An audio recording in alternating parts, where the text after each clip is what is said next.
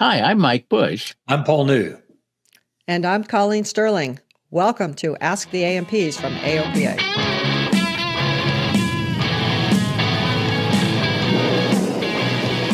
Do you have a difficult maintenance question, like a really difficult maintenance question? Well, if you do, please email it to us at podcasts@aopa.org, because difficult maintenance questions are what we do. That's podcasts@aopa.org. And I'll put in a vote for some easy questions. Yes. Just so, click and subscribe so you never miss an episode of a few easy questions too. Yes. And if you would like to get on our email list for our monthly newsletter and other good stuff, easiest way to do that is to text the word SAVVY, SAVVY, to 33777, and your phone will ask you for your name and email address, and you will magically get on the mailing list. So text SAVVY, SAVVY, to 33777 to put yourself on our list. It just occurs to me that it's way easier to make up answers to really hard questions because nobody knows if you're right or not. If they're easy questions, they can pick you out real quick. It's like, oh, no, that was dumb. But then we get follow-up like, yeah, that's true. Like the Luscombe. Yeah. How about unanswerable questions? Those are the best, right? Yeah.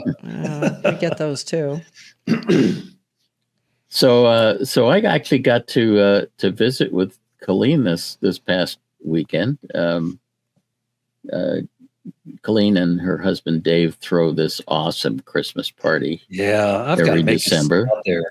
We're still so I flew down in the 310 to Gillespie Field and spent the weekend in San Diego.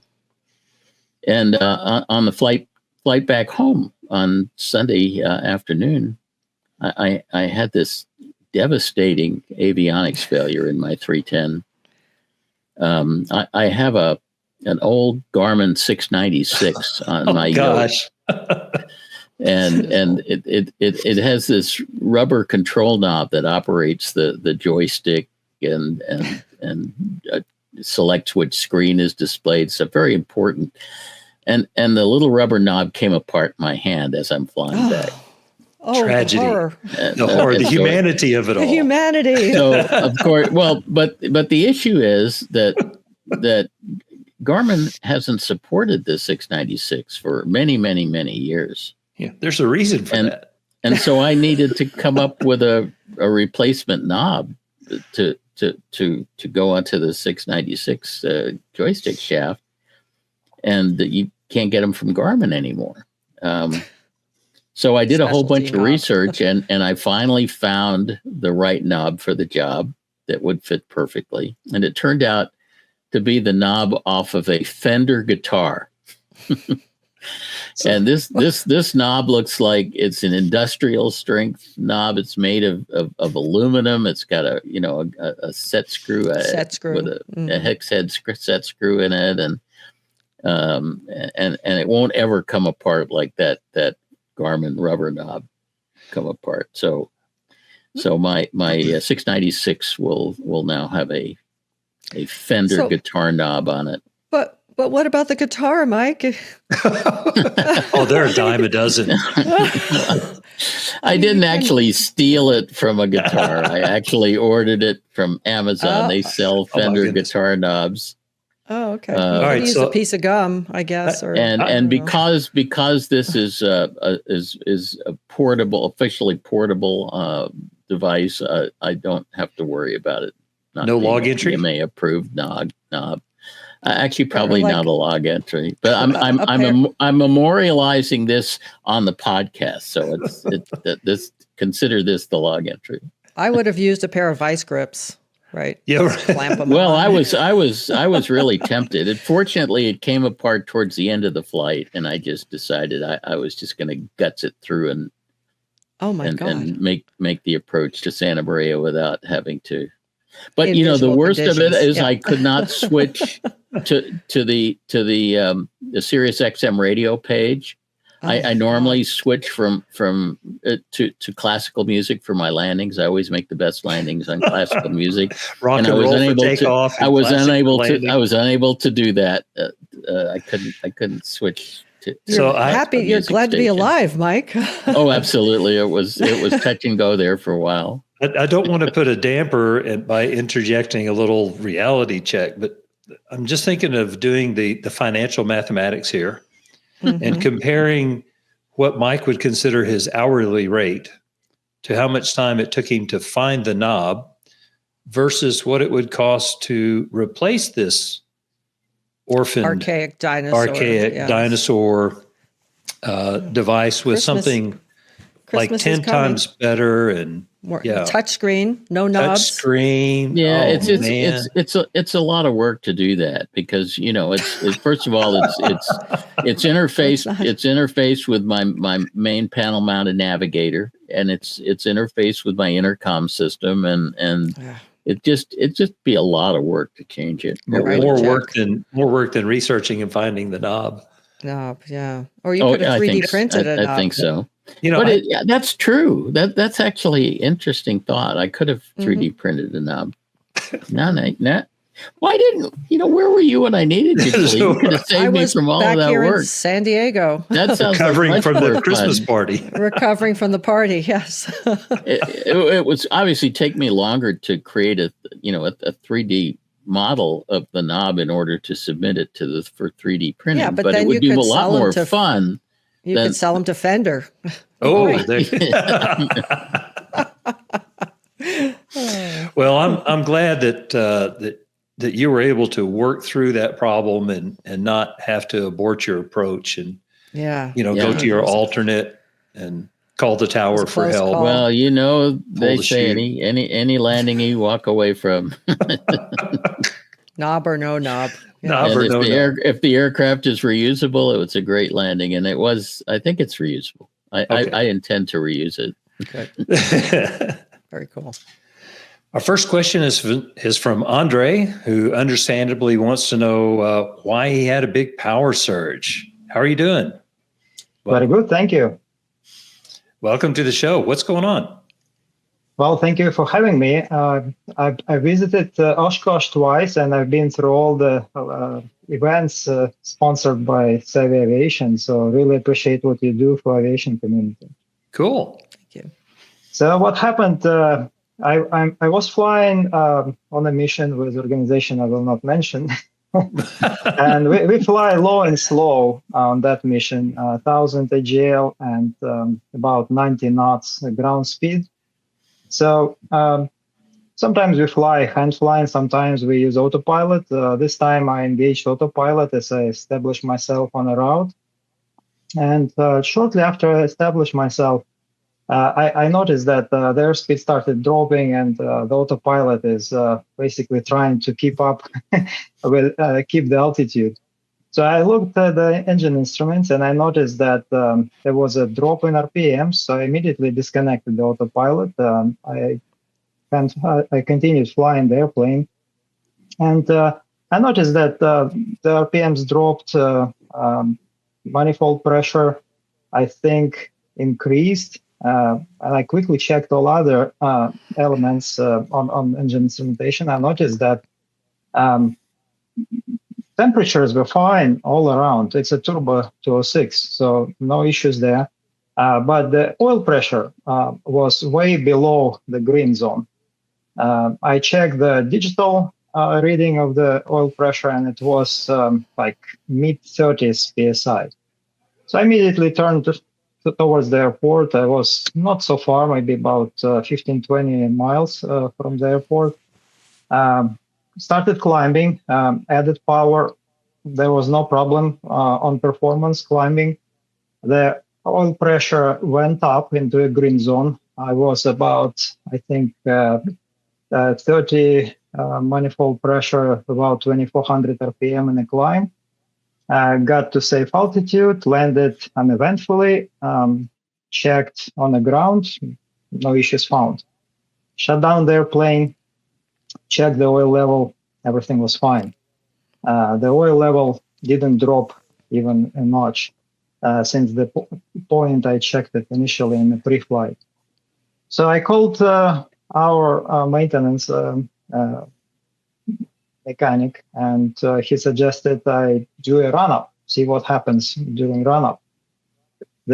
During run-up, what I was seeing, immediately after start, at about 1,000 RPM, there was a drop in RPM to almost to idle, about 700, maybe slightly less. It felt like the engine will quit. So I added manifold pressure and the engine stabilized. Then it did the same thing twice while I was running the engine up. And during the run-up, no issues were found with engine performance other than kind of low oil pressure.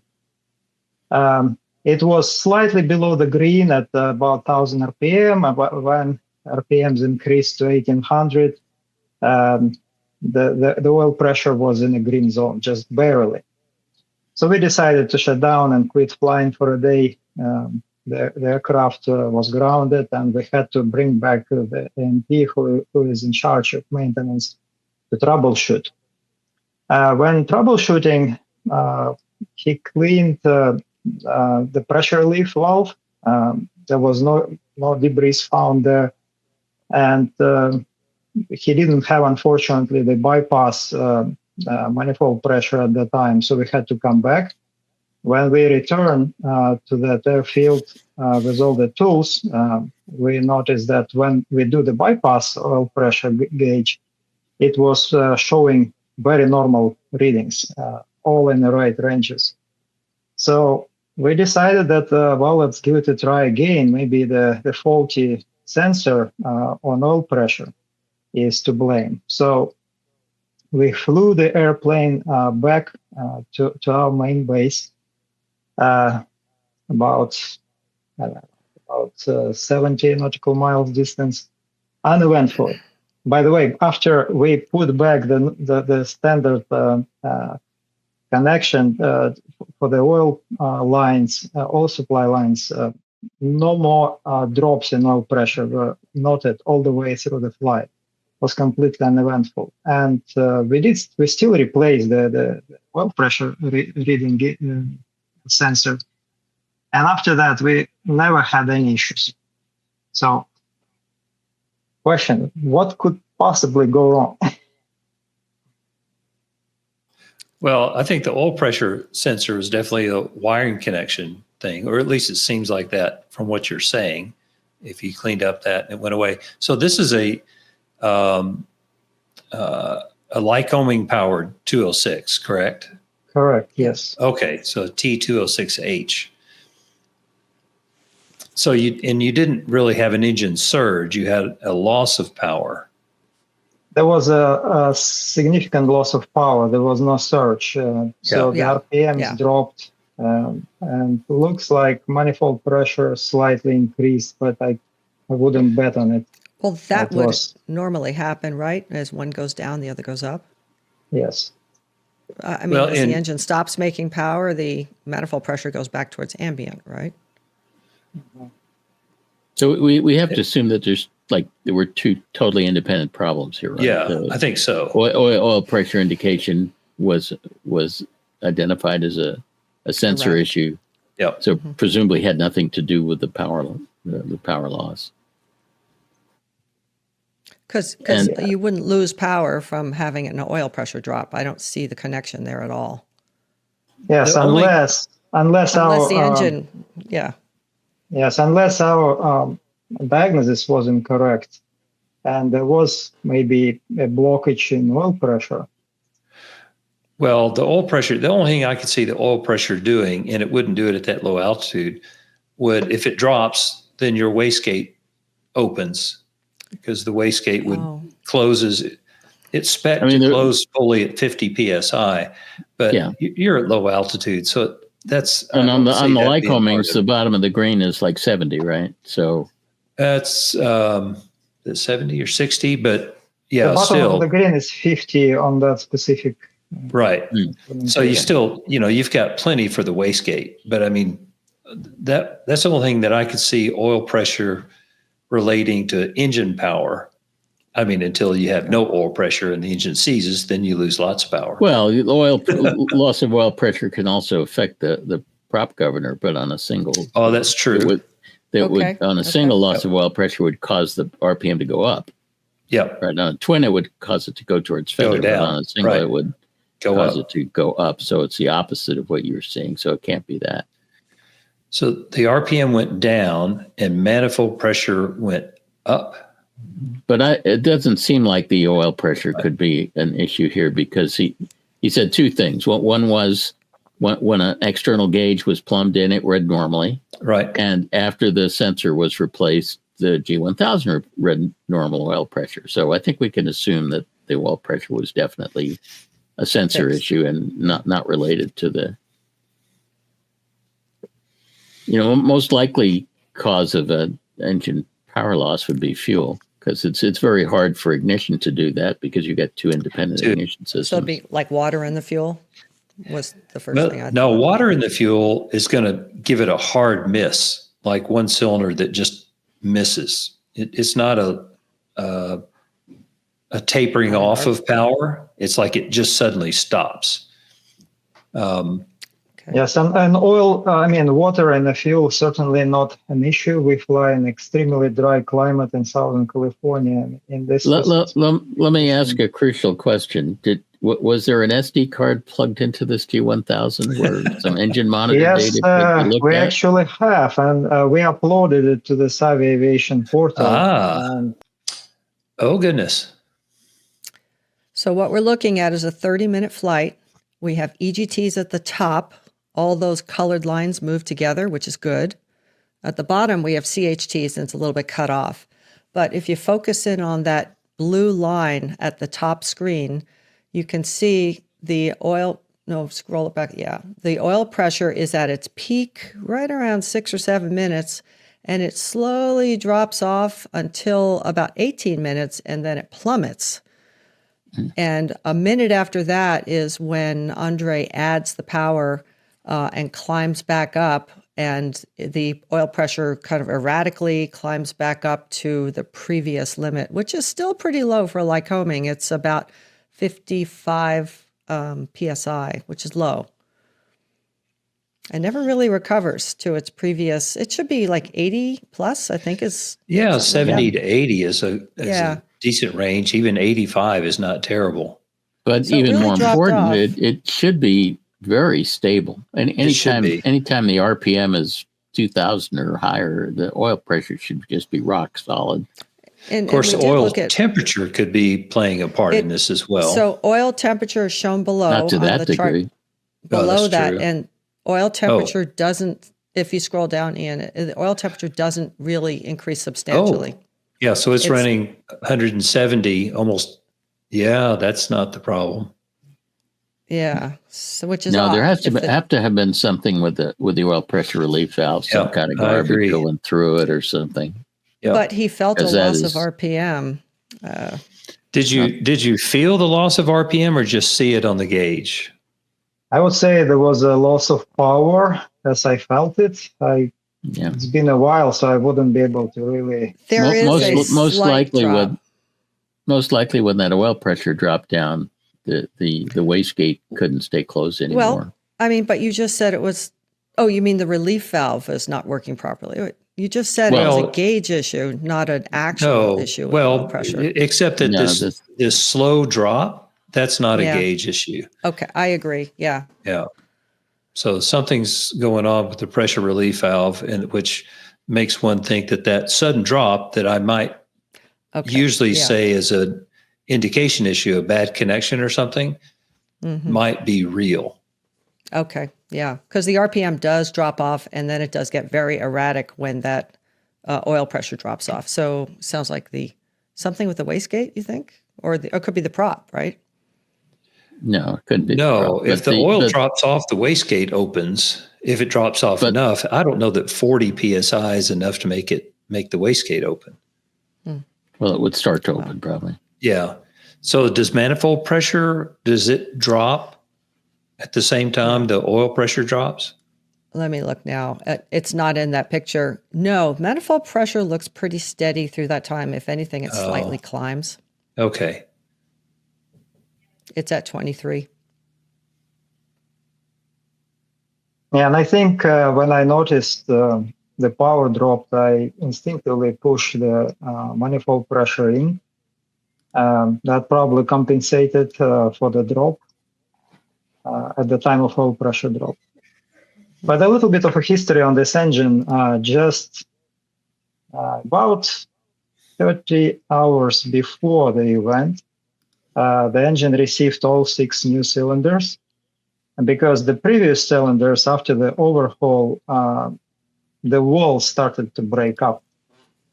And there is an opportunity for some garbage going into the engine and not completely cleared after the cylinders were replaced. Oh, that would fit with the oil pressure relief valve having some trash in it. The oil filter after the oil change, after the break-in done, didn't show any signs of metal in it. At least nothing which caught an eye of our mechanic. We didn't do the oil change since we replaced the sensor for the oil pressure. That is due in approximately 15 hours. And I will certainly send a follow-up after we look at it. Yeah, make sure they pull a suction screen when they do the oil change too.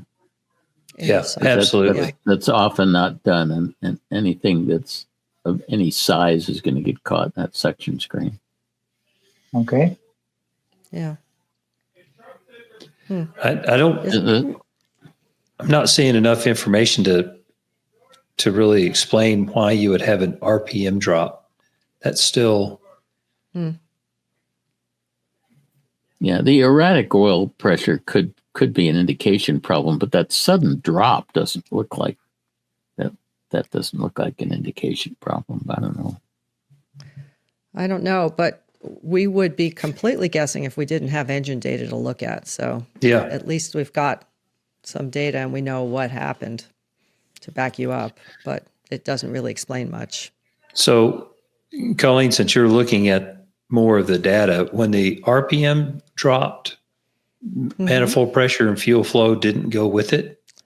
So he's messing around with the fuel flow. He initially establishes cruise at 22 gallons per hour, and then at some point he drops it to 13, an effort to lean, and then decides that's a little low. He goes back up to almost 15, and that's about when the RPM got erratic. And then when he started his climb, obviously he added power. Looking at the RPM, it really started to drop off when he first leaned it to that too low number. And then when he richened a little bit, it was still erratic. So it never really seemed to recover after that first lean down to 13 or whatever I said. You're saying it as if you're assuming that all those fuel flow changes were commanded. It's conceivable that they could have been uncommanded. Possibly. It does look commanded, having looked at lots of data like this. It looks like the big pull, all the EGTs go up and he's there at 13 and then he's like, oh, that's a little too much. And he adds it back to 15. We don't do a rapid pull on mixture. Okay. So that could be uncommanded because my typical manipulation with mixture are just to keep the TITs and temperatures basically in line. You don't operate the engine lane at peak? No, we are not allowed to. Oh, okay. We are not allowed. Those fuel flow numbers sure as hell sound lane at peak to me. Don't they? You? Yeah. So I think the fuel flow was a lot lower than you wanted. Went from 22 gallons down to 13 gallons in about the space of 10 seconds. Was the fuel flow erratic a little bit? Or is no? No, it's steady. That's what I'm saying. It looks like vapor. He set it. Yeah, not like vapor. No. So that's a big drop. And then it went back up to 15. And Andrey is saying it wasn't me. Who did that? I didn't do the rapid pull for sure. Maybe would you have pulled the throttle back that far? We do pull the throttle to establish at 90 knots. So what happens is we basically slow down and we pull the throttle back to do that to help the bleed airspeed. Then we deploy first notch of flaps and establish at a steady power setting at about 22. I think that fuel flow drop may have been when he pulled the throttle, and then he brought the throttle back in to maintain. Yes. Yeah. That makes it looks more like sense. It's not or something erratic. It's something that somebody did. I can send Ian the second picture.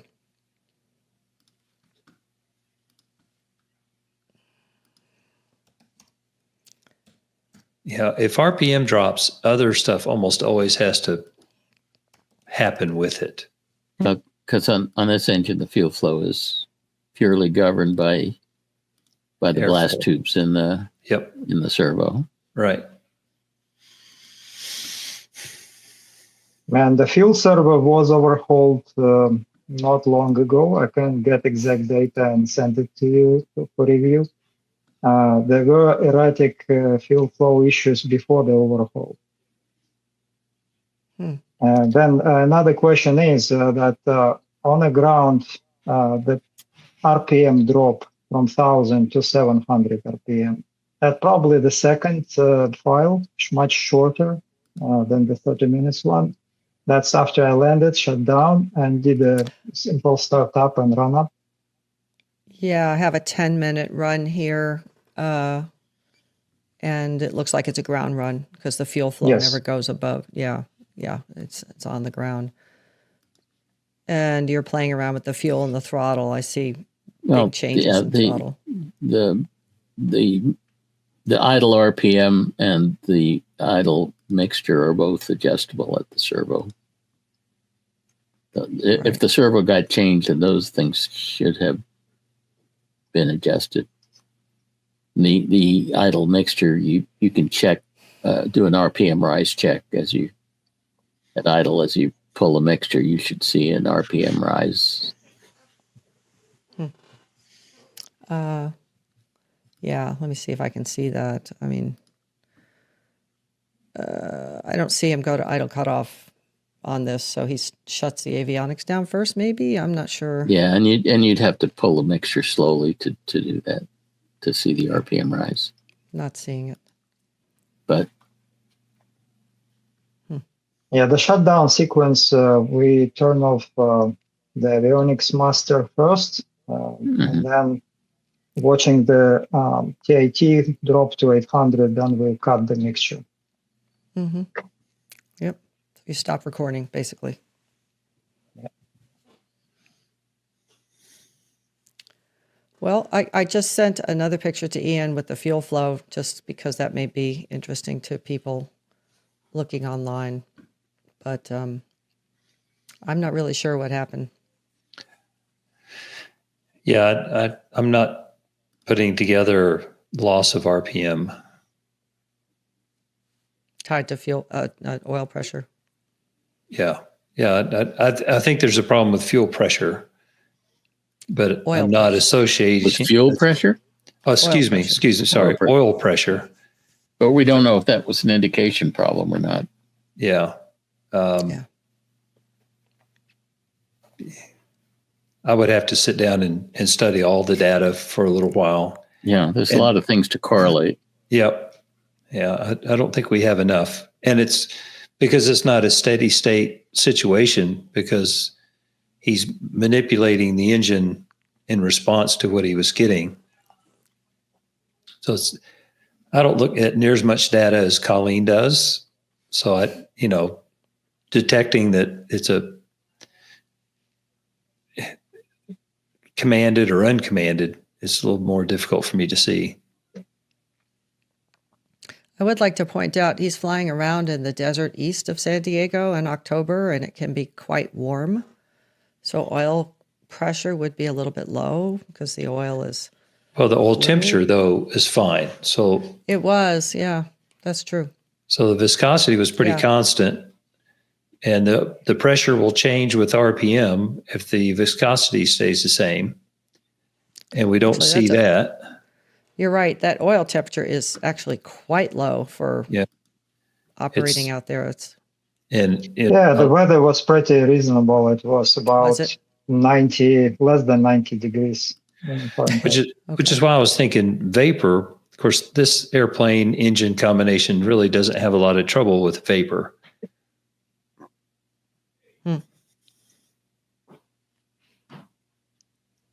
Yeah, OAT on the ground, it says 40 when you started.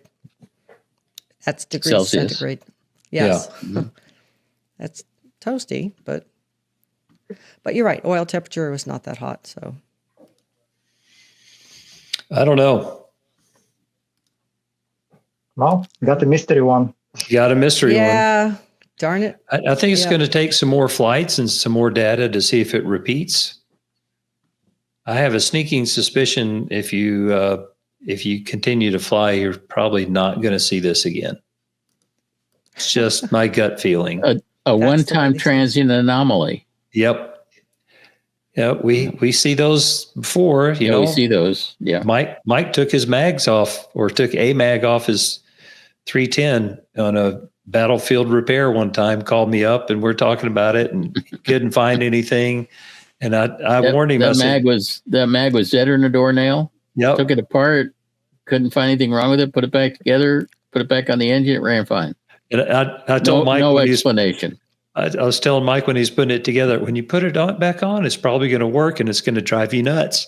Yeah, and it did. It has. It did. He was right. It sometimes happens. Yeah, we sometimes don't get a smoking gun in these situations. Yeah, I was at airport in near First Flight Airport out in North Carolina, and it was a Sunday, and there was nobody home, and I was all on my own. Sad and lonely. Well, I will capture the data card from the airplane after a few more flights and upload it to the portal and see maybe it will give us any clues. See what happens. We will do the oil analysis and we'll cut the filter open at the next oil change. Yeah, take a look at the oil pressure and see if it's nice and stable now that the sensor got changed, because it should be very, very stable. It should not bounce around like that. Sure. And check the pickup in the sump at the next oil change to look for the suction screen. Yep. Yeah. We'll take the suction screen, and the other thing I took a note on, besides what we just discussed, I will review the history with other pilots. See, I'm not the only one flying that airplane. See if they noticed anything. But what was very interesting, after we tested the bypass oil pressure gauge, initially, first two runs, we saw the significant difference in oil indication, and that difference was getting smaller and smaller. And after we removed the bypass, the oil pressure indication was fine. Sometimes that's all it takes. You mean before replacing the sensor? Before replacing the sensor, it was still on the low side, but it was stable. The whole flight from Southern Airport back to the base was completely uneventful. I watched it very closely. I took a multiple video recording of all the gauges. No issues, which was a good thing. Well, the nice thing, you have the data on the card, so instead of being distracted by doing videos, deal with flying the airplane and look at the data later. Mm-hmm. Yeah. Well, it has very good autopilot GFC 700. Nice. True that. Nice ride. Okay. Well, great question. I think we got stumped. I hate to admit it. We've been stumped. So maybe we'll get some more information down the road to help troubleshoot further. We're okay with being stumped. It's happened before. We're not proud. Yeah. Yeah, we are. Oh, okay. Thanks for the call, Andrey. Thank you, Andrey. Thank you very much. Appreciate your time and attention to this matter. And I'll be in touch. All right. See you then. Bye-bye. Bye-bye. Our next question is from Royce, who wants to know if power equals risk. Go ahead, Royce. So I'm kind of new to the aviation world. The last year I started flying, but I come from the racing world and wondering, as far as if you make more power, if it's going to be making more heat. So, for example, if you had a higher compression engine or a turbo engine, is it going to produce more heat inside the cylinders and out the exhaust? And I was wondering if, the EGTs are going to be different depending on how much power it's making. So some people are saying lean of peak a certain amount, but our peak's going to be different depending on the engine. Oh, wow. Yeah, Mike has a bazillion Are you going to throw this one webinars. off on me? Huh? No. There's so No. much research to be done and so much to talk about. Well, it's interesting to. Let me just start by saying, when you're looking at all of your instrumentation, engine instrumentation, you have basically two measurements that you're taking from the cylinders. There's cylinder head temperature, CHT, and exhaust gas temperature, or EGT. And it's important to understand what those two things are actually measuring. Cylinder head temperature is basically measuring the how much heat is going on during the power stroke when the engine is actually making power and the valves are closed. The exhaust gas temperature is measuring how much energy is being wasted out the back door. That at the end of the combustion event, the exhaust valve opens, how much stuff is going out and is being wasted. It's not totally wasted if it's a turbocharged engine, because some of that is being recaptured. But for example, a higher compression ratio engine will have dramatically lower EGTs, because the higher compression ratio engine does a more efficient job of converting the energy in the fuel into actual rotational horsepower that turns the prop and makes you go fast, and wastes less energy out the exhaust. A lower compression ratio engine will have a dramatically higher EGT. The engines that have the lowest EGTs are diesels, because they have god awful high compression ratios, 14 to 1 and higher, and they have extremely low EGTs. So EGT is not a measure of power; it's a measure of waste. CHT is much closer to a measure of power. In a perfect world, our CHTs would all be at ambient, because we would be converting the energy perfectly into mechanical motion and not wasting any heating up the cylinder walls. But unfortunately, we don't have the technology to do that. So the CHT is kind of a byproduct of what we're trying to do, which is make power out of fuel. But EGT is what we're trying not to do, which is waste power out the exhaust. And so a higher CHT and a lower EGT means that you're doing a more efficient job of converting fuel into power, if that helps at all. A real quick, easy confirmation of that is do an in-flight mag check, and you'll see the EGTs go up and the CHTs go down, just because you're running on one spark plug per cylinder instead of two. So the combustion process is slowed down. Combustion is happening slower, so more is going out the exhaust pipe, and less is going on. Right, but less is heating the engine. It's way more wasteful. When you're running on one plug and the flame front is taking a lot longer because it's only coming from one direction. The combustion event's not quite done at the time the exhaust valve opens, because it was proceeding so slowly, and so you get a bunch more energy wasted out the exhaust. It's like retarding your timing. Same thing. Exactly. It's just happening slower. Yeah. Exactly right. Okay, so would you say, are there certain engines that are going to be peaking higher EGTs than others as far as how they're assembled or built? I'm just wondering if there's a way where they can. Yeah, absolutely.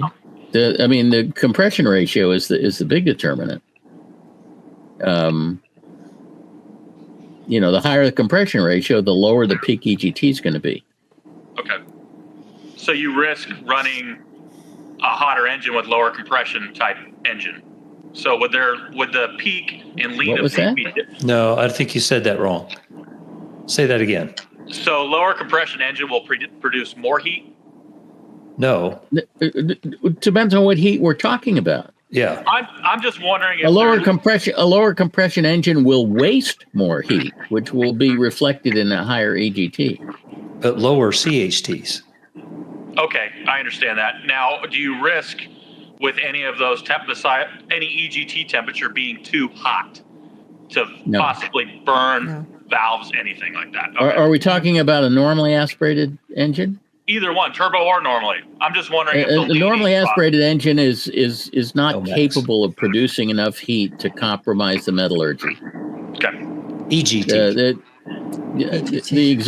The exhaust plumbing is typically made of 321 stainless, which doesn't start to get unhappy until it gets over about 1600 degrees. And of course, what you see in the EGT is the exhaust plumbing never gets that hot because it has a protective boundary layer that insulates it from the hottest part of the exhaust. So it's not really a concern on temperature. Now, if it's a turbocharged aircraft, we have a TIT red line, which is there to protect the turbine wheel from getting too hot. We don't have that concern if it's not turbocharged. Okay.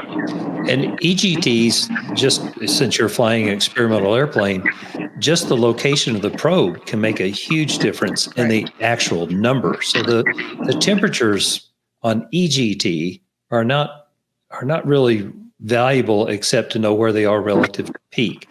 TIT is mounted in a specific spot to yield a specific number. Okay. Yeah, I've seen that on my temperatures on the exhaust. They're a 2 to 1. You can tell about there's probably back pressure differences of why one's hotter than the other. It seems like on them as well. Yeah, but it doesn't matter. Yeah. I was just going to that. As far as leaning or being too rich, do you see any fuel going past the rings into the oil at all? If it's too rich and possibly contaminating the oil with too much fuel as well? Is that ever? No, we do sometimes see fuel contamination of oil, but that's usually from over priming the engine at start. It's not when the engine's running.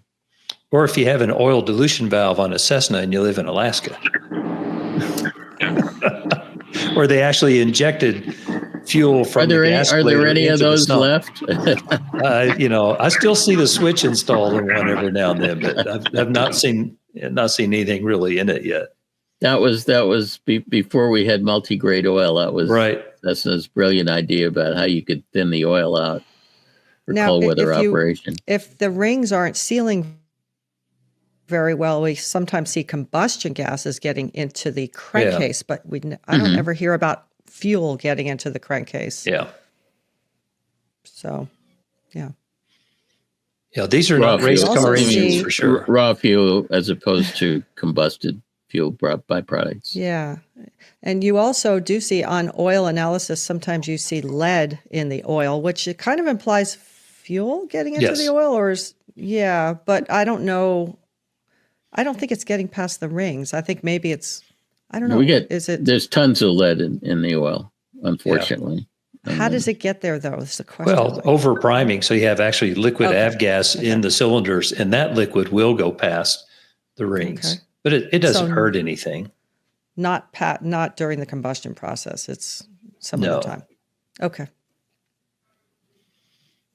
Cool, great. Yeah, that was the question I had. I put it in months ago, and you guys just emailed me. So, yeah, that's my question. We're a little behind, Yeah, okay. sorry it took so long. No, it's not us. It's not us. You can't blame that on us. That's all Ian's fault. Oh, it's all Ian's fault. Well, Roy, if you like racing, we're looking for racers in air racing, and we would love to have you join the ranks. Well, I don't know if I want to do that. I stuck it on the ground when I did the racing there. It was all, yeah. All right, don't knock it until you've tried it. I don't know if I really want to do that. I just point A to point B a little faster. I'm not. But there's so much more to hit when you're doing it on the ground. That's true.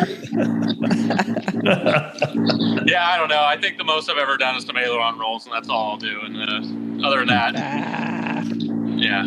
Okay. All right. Colleen's going to have to keep working on you. Yeah. I like to go slow now, I guess, but in the air, I'd like to go fast. That's fine, but not We all crazy. do. Yeah. Okay. Right. I thought I'd try. Okay. Well, I'm sorry it took so long to get to you, but we're glad we finally got you on the show. So thanks for calling in. Yeah, thanks for having me. Appreciate it. Yep. You Thanks, betcha. Roy. Bye-bye. Our next question is from Andy, who might have our first ever unanswerable question. Go ahead, Andy. What? Oh, no, that's not what I wanted to hear. We'll see. Give us a Yeah, try. well, thanks for having me. It's a pleasure to speak with you. A little background about me. I'm new into the aviation maintenance business. Made a career change a couple of years ago. Been an engineer in other unrelated businesses.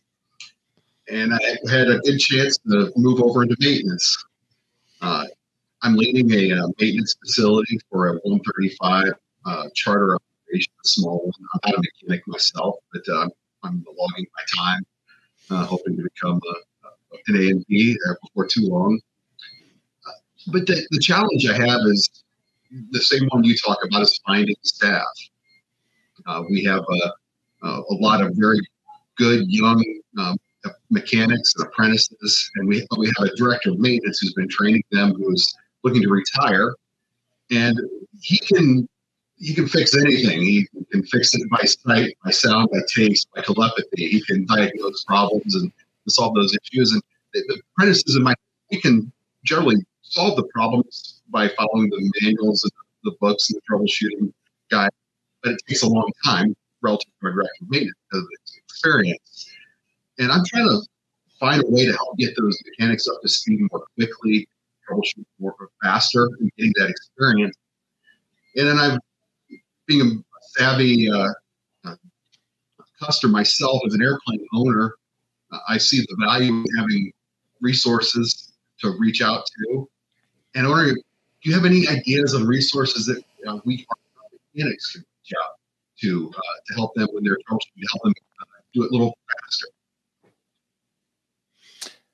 That's an interesting question. So it takes time. Some people have the ability to troubleshoot in their head. Other people try to train it, and some people just can't get it. Some people are just always going to be, they're great at repairing things, but that's different than figuring out what the problem is. It's easy to know what the problem is when it's a flat tire. But when you have some gremlin running around somewhere, especially electrical problems, someone that's troubleshooting has to have a near intimate understanding of how the system functions before they can actively troubleshoot it. And the troubleshooting should almost always be, well, or should not be, well, it's probably this, let's change this part. That's where you don't want it to happen. It should be something more like, let's go test something and see if we can prove what parts work and what parts don't, because you can spend a lot of time doing that, but it requires a mindset, and it's not something that they're going to get in school. They don't teach this in school. They're I try to teach it in school. Yeah, but you're a real odd exception to the rule. Yeah, And it's just very relatively few mechanics are talented diagnosticians. Most of them are very good therapists, but it's the ones that are really good diagnosticians are just few and far between, and it's a whole different way of thinking about things, and because mechanics are trained as therapists. I always joke that mechanics are the surgeons of aviation. But if you have a stomach ache, you don't want to go to a surgeon right off the bat. You want to go to a radiologist or somebody who can figure out what's wrong with you before you go to a surgeon. And to a surgeon, everything looks like a surgery. And so we see a lot of airplanes being attacked with tools for diagnostic purposes as opposed to having data gathered. I'm. But it's just a different mindset, and it does, as Paul points out, it really requires two things. One is that you have to have really good systems knowledge in order to troubleshoot, but you also have to have a mindset that says we want to gather as much data about this as we possibly can before we jump to a conclusion as to what the problem is and what we have to do to fix it. So knowing Colleen, and plus Colleen is teaching electrical systems as one of the main things. So, and I don't mean to step in on what Colleen, I'm not trying to put words in her mouth, but in order to troubleshoot electrical, you can't see the problem typically. So avionics people and electrical troubleshooting people are forced to do troubleshooting in a proper diagnostic way. So no, they aren't. There's a lot of box swapping that goes on. That's true. Yeah. Well, because that's a path of least resistance, but it usually doesn't cost much. But if you're talking, okay, so maybe I should refine that a little bit. When I think avionics people, I'm the old school guy that was, troubleshooting down to component level. So I'm changing a capacitor, a diode, or a transistor, and those days are gone. But that's what Colleen is teaching where she teaches.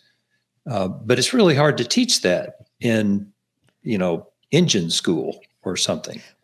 So the course that I teach is basic electrical theory. So we're teaching Ohm's law. And I spend half the course teaching that. But the second half of the course, I start to give them problems saying, you see this, what do you think might be the problem? In other words, trying to take that basic knowledge and turn it into, systems knowledge. And half of them get it, but half of them just are completely lost. And it is very frustrating. What I'm hoping is they'll come up with, they'll look at it and they'll say, this is what I expect to see. This is what I am seeing. What could cause that problem? Hypothesis testing. And not everybody's suited to do that. I guess I should just say that. And it's not just a lack of experience. It's a lack of understanding how to take the basics and turn it into operational, actionable knowledge. One of the things that has bothered me for a long time is because I frequently look at the comparison between aviation maintenance and medicine, because there are a lot of commonalities. In medicine, diagnosis is typically a specialty. There are whole specialties in medicine, like radiology and pathology and hematology, that are totally devoted to diagnosing things. And then there are other specialties like surgery that are totally dedicated to fixing things, to therapy. And in aviation maintenance, we don't have that. And there was a period of 18 months when I was serving on an FAA aviation rulemaking advisory committee, and we were trying to give advice to the FAA about how they should overhaul their processes for training and testing and certifying mechanics. And I said, one of the arguments I was making is that the airframe and power plant rating are sort of outmoded. We ought to have more meaningful ratings, like reciprocating power plant rating or a rotorcraft rating, things like that. But one of the ratings we should have is a diagnostic rating. That should be something that you are trained for and you earn on your certificate is being a talented diagnostician. And my idea's got absolutely zero traction. The FAA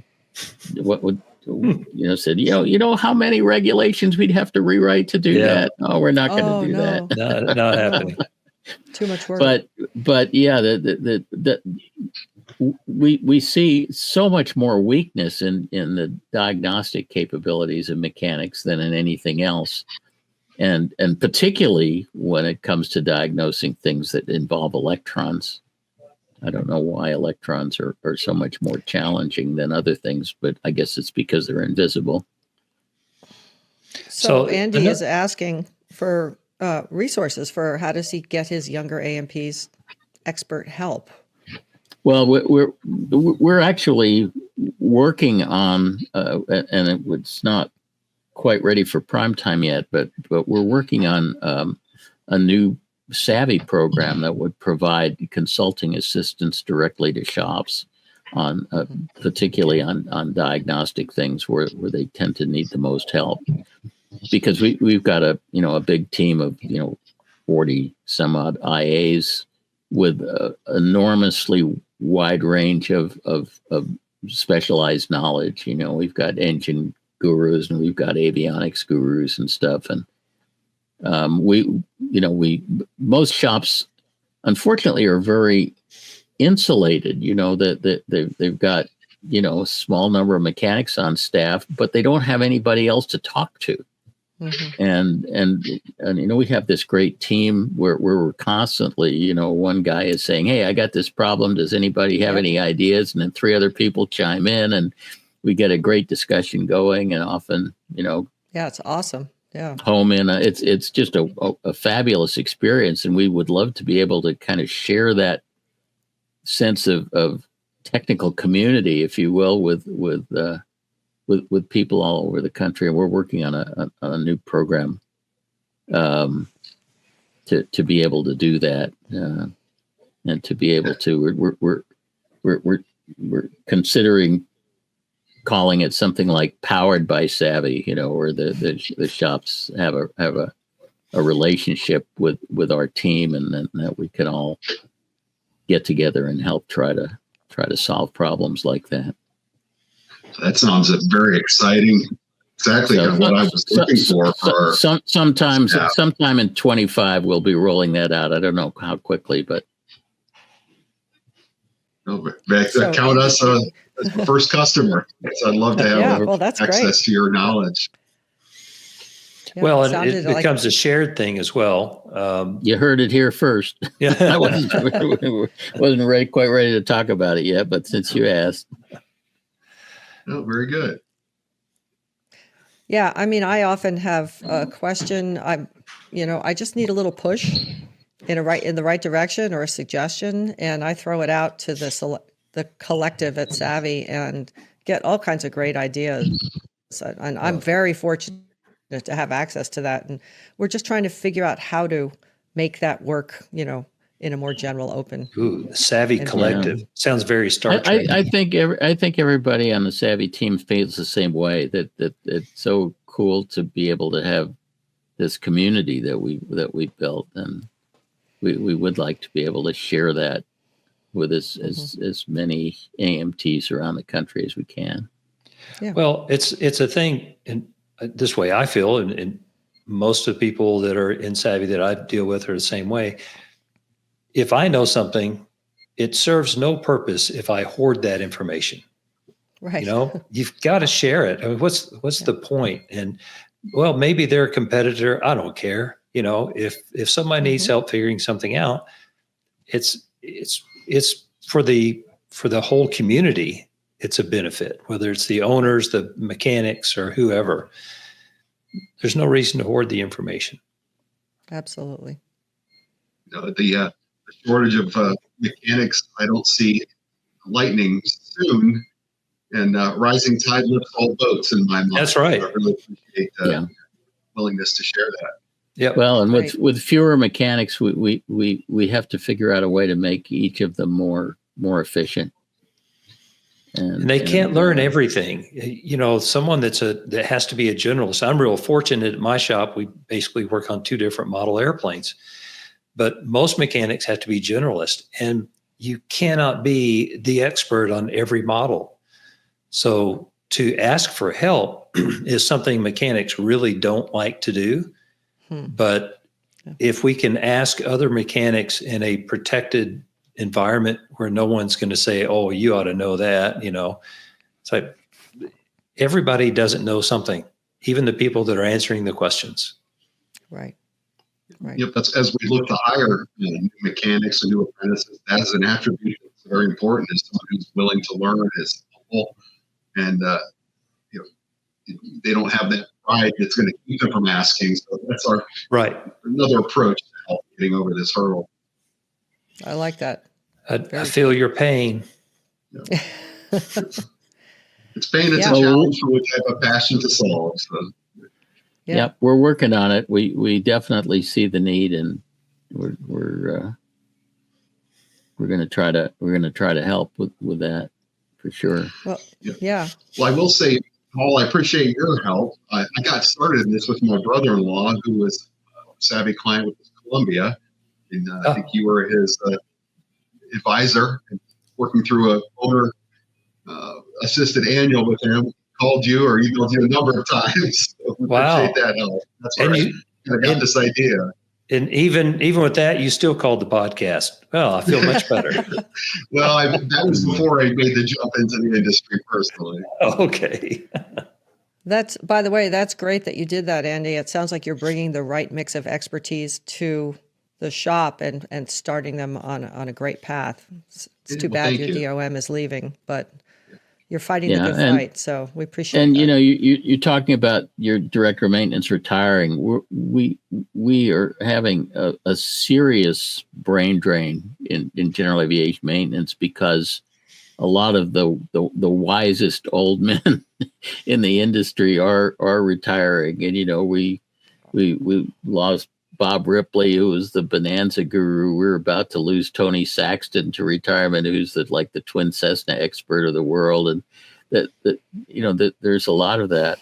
One of the things that we're working on at Savvy right now is training large language models with some of this expertise so that it isn't lost and it becomes more accessible. We've got one large language model that has been trained on all of my books and my hundreds and hundreds of articles over the years, and is supposed to be an artificial version of me, I guess, when we get done. And another one that we're working on, that we have years and years of these exchanges between different members of the Savvy team, where somebody will ask a question and three other people will chime in and stuff. And and we're training a large language model on years of these exchanges, because there's just a lot of hidden gems in there, and some of them date back years and years, and we want to be able to make that stuff more accessible. So I think that there's an increasing role for AI in trying to preserve some of this corporate knowledge before it just evaporates. Mm-hmm. And that's one of the things that we're actively working on at Savvy, is to capture some of this stuff in AI form. Yeah, it makes me wonder if I should follow our director of maintenance around with a microphone and record. Yeah, I don't know if anybody remembers, but back in the 40s, there was a guy named Alan Lomax, I think, who went around and interviewed people, and taped all the old the blues singers down south, mm-hmm. and stuff, and created this wonderful repository of this stuff, because he realized that these people were about to leave us and didn't want to lose all of that. And I think we need an Alan Lomax for general aviation. Who captures Blake, all of this stuff. My director of maintenance, Blake, several years ago, we would assign some newbie to a particular job. So I would have to go out and explain how something worked. And I didn't realize it, but Blake would be standing somewhere around with his phone recording what I was doing. They're horrible, but they're and he replays them to the guys sometimes. And interesting. Yeah. So it's a wonderful, it's a simple tool to do, but somebody has to think to do it. Yeah. Good. Well, I just want one last thanks for your advocacy in the Moss letter. We were very nervous in our shop. About the Moss interpretation? Interpretation, with the young apprentice. Well, we were extremely nervous, and thank you for your advocacy, and hopefully this all turns out for the best when it's all done. Mm-hmm. Yeah, that was You're pretty welcome. interesting. We in the space of a couple of weeks, we got like literally every alphabet group in all of aviation to sign on to a letter to the FAA, and we got it escalated up back. to the general counsel himself, and the chief counsel. I mean, at FAA, and so they basically put an indefinite stay on that interpretation until they could think this thing through a little bit more carefully and consider all of our concerns. I've heard that the person that wrote the report got promoted. Oh, you did? Really? I don't know if that's if it was a sideways. You just made that up, didn't you? No, I did not make that boy. up. I was, I can't tell who told me, but they were a person that would know. And I don't know if it was an upward change or a sideways change. Lateral. Yeah, lateral. Yes. So at any rate, Interesting. Okay. it'll be in someone else's hands. He got moved on, is what you're saying. We don't know. We'll say that. Interesting. Okay. She.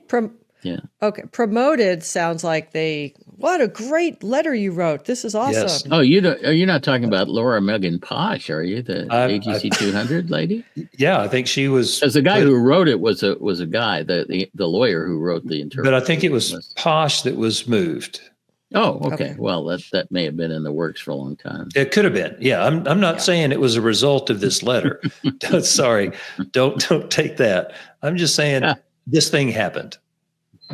Okay. She's rumors. So she's probably up for some Trump cabinet position now, right? stay tuned. Yes. Yeah. Stir the pot. Anyway, Andy, we'll let you go. Yeah. Thanks, Andy. Thank you for your It was question. a pleasure meeting you and chatting with you, and keep up the good work. I appreciate it. Hope you enjoyed the answers that we made up. Of course. Take care. You too. Our next question is from Willie, who is as confused as his mechanics. Go ahead, Willie. What you got?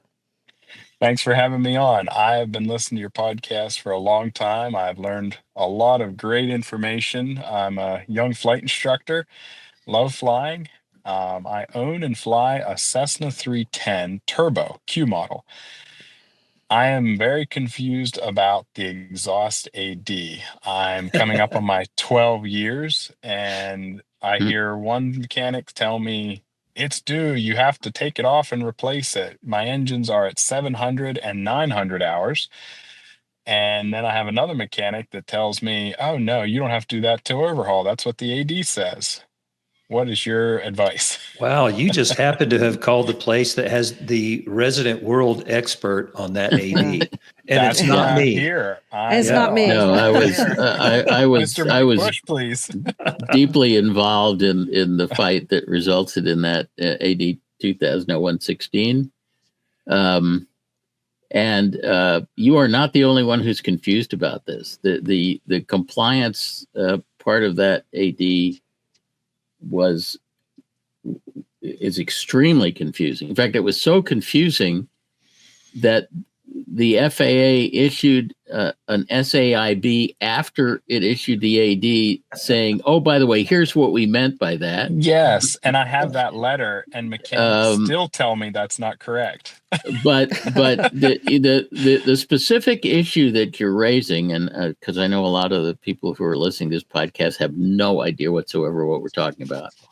But there was, prior to 2000, there were a rash of fatal accidents involving twin Cessnas where their exhaust systems came apart, and so the FAA came out with this AD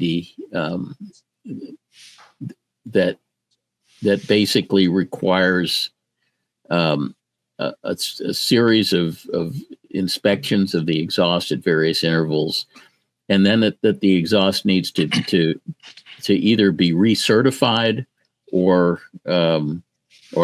overhauled at certain intervals, and the recertification overhaul requirement has an initial compliance requirement and a repetitive requirement.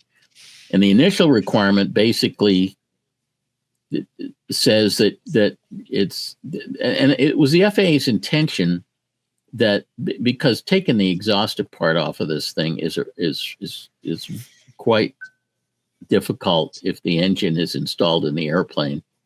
So that their intention was that you would only have to do this recertification when the engine was pulled for overhaul.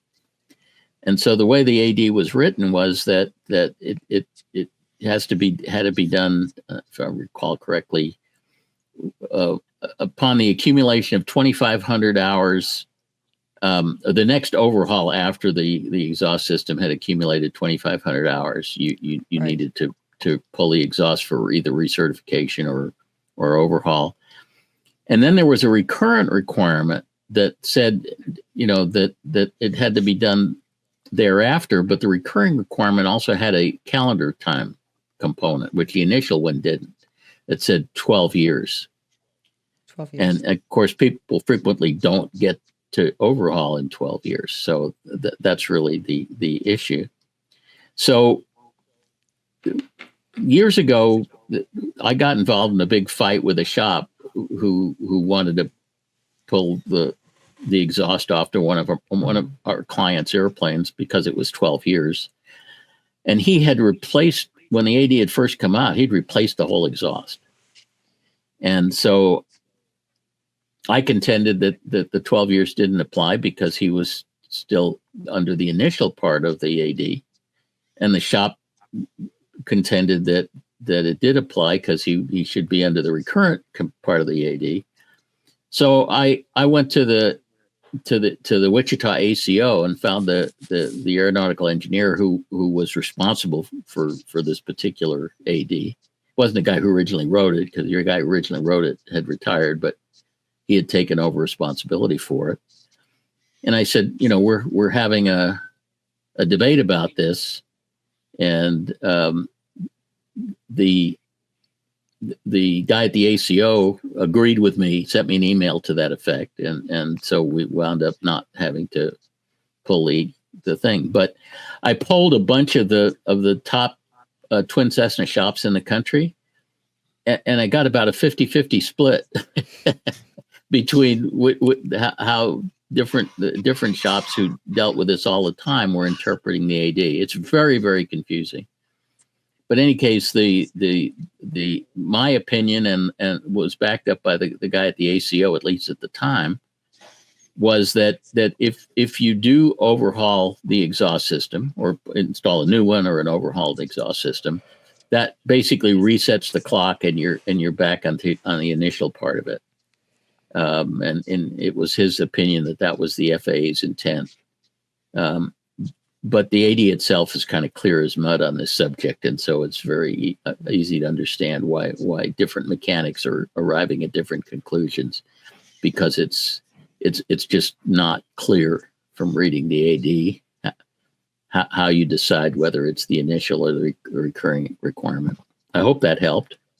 I think it does. And that was my take on it as well. I found that letter that you're talking about, and I've even read an article that you wrote about it, but I still want to make sure that I'm in compliance, as it were, and have a legal airplane and all that. I even went so far as to call a very famous twin Cessna shop, and they disagree with you. And, well, if you're talking about TAS Aviation, yes. I know Tony and I have wrestled about this for a while. He's definitely one of the ones that interpreted it the other way. Okay. And like I said, it's if you call Yingling or Air Impressions or any of these well-known twin Cessna shops, you will get a mixture of opinions on how that AD is to be interpreted. And my exhaust is in good condition, and I'm not having any issues. And I think it's foolish to tear off a perfectly good condition exhaust. Not that I want to fly an unsafe one, but no, I agree with you. Yeah. And incidentally, the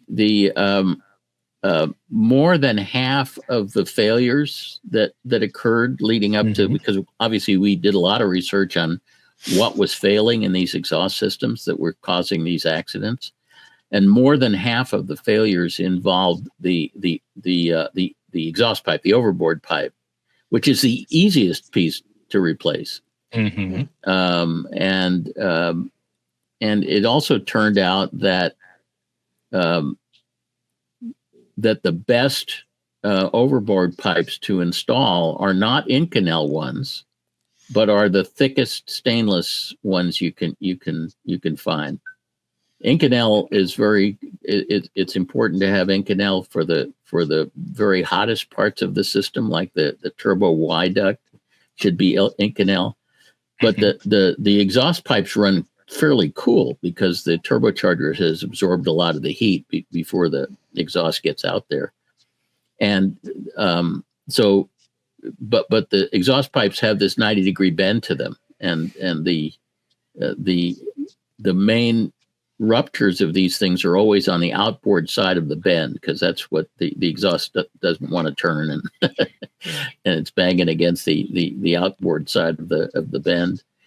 And so you basically want to make sure that the exhaust pipes are thick-walled stainless rather than Inconel. Inconel has to be very thin because it doesn't bend very easily, and to make those radiuses, they can't make it very thick.